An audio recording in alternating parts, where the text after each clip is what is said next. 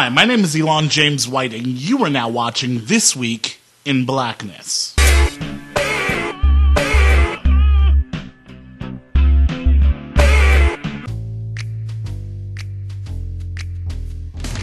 What is going on, folks? We are back, episode 10, season 3 of This Week in Blackness. Yes, and you guys should be saying happy birthday right about now. Not to me, my birthday is October 16th. You should mark that on a calendar. But no, this show is now 2 years old, alright? This is our 2-year anniversary. We've been bringing unadulterated awesome for years now, son! You probably shouldn't do the math on how many episodes we've actually done in the past 104 weeks, because... is that a dinosaur?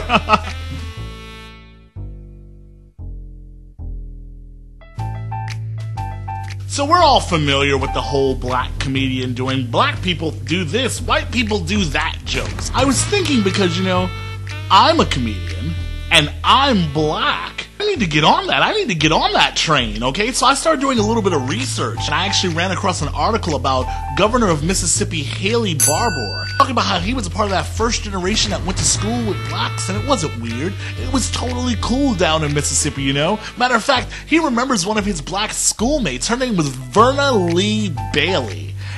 And she was a lovely young lady, and he copied her notes from her because she would just share them with him, and it wasn't even strange because that was just how it was. Blacks and whites working together. It was awesome.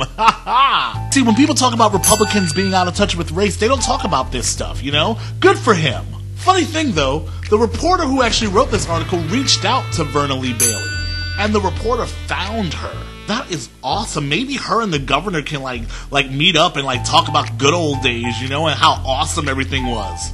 The first thing we found out is that Verna Lee Bailey's name is actually Verna Ann Bailey. So what? I don't remember the full names of people I went to school with. And apparently, Miss Bailey has no recollection of Governor Barbour. And when she was asked about her time at the University of Mississippi, she described it as being terribly lonely. She talked about being called nigger and having coins thrown at her.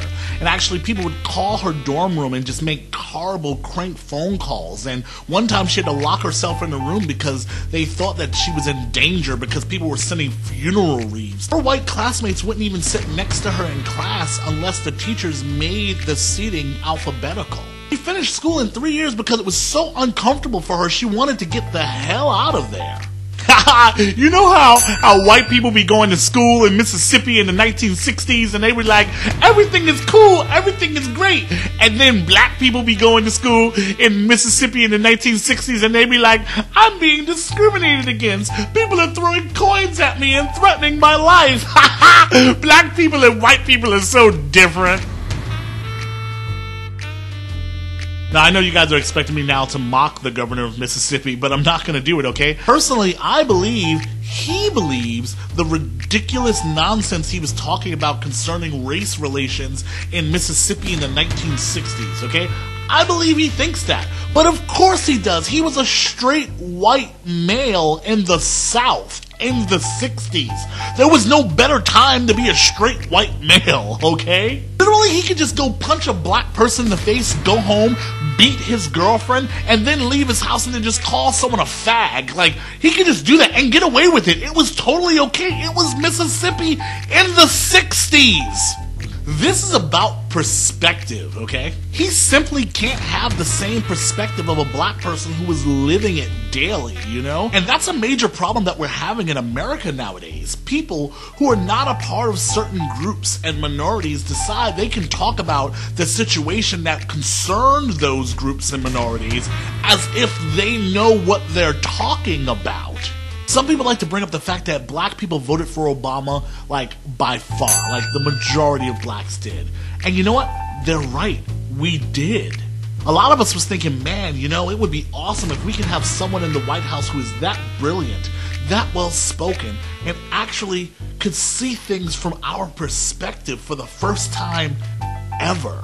Listen, I don't think that everyone who says that they don't see racial injustice in America is lying. I don't think they're actually lying.